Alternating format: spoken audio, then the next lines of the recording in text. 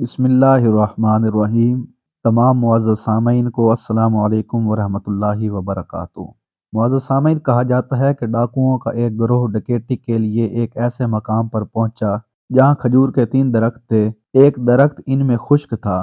ڈاکوؤں کے سردار کا بیان تھا کہ میں نے دیکھا کہ ایک چڑیا پھلدار درخت سے اڑ کر خشک درخت پر جا بیٹھتی تھی اور تھوڑی دیر بعد اڑ کر پھلدار درخت پر آ جاتی تھی، پھر وہاں سے اڑ کر دوبارہ اسی خشک درخت پر آ جاتی تھی۔ اسی طرح اس نے بہت سارے چکر لگائے۔ میں نے تعجب کے مارے خشک درخت پر چڑھا تو کیا دیکھتا ہوں کہ وہاں ایک اندھا سانپ منہ کھولے بیٹھا ہے اور چڑیا اس کے منہ میں کھجور رکھ جاتی ہے۔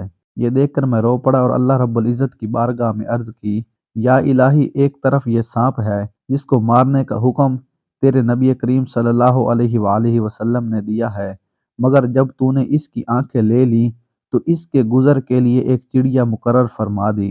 دوسری طرف میں تیرا مسلمان بندہ ہونے کے باوجود مسافروں کو ڈرا دھمکا کر لوٹ لیتا ہوں۔ اسی وقت غیب سے ایک آواز گونج اٹھی، اے فلاں، توبہ کے لیے میرا دروازہ کھلا ہے۔ تو ڈاکوؤں کے سردار کہنے لگا، جب یہ آواز میں نے سنی تو میں نے یہ سن کر اپنی تلوار توڑ ڈالی اور کہنے لگا، میں اپنے گناہوں سے باز آیا۔ پھر وہی غیبی آواز سنائی دی، ہم نے تمہاری توبہ قبول کر دی ہے۔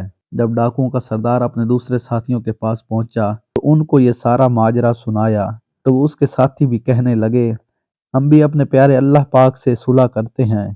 چنانچہ انہوں نے بھی سچے دل سے توبہ کی اور سارے حج کے ارادے سے مکہ مکرمہ کی جانب چل پڑے۔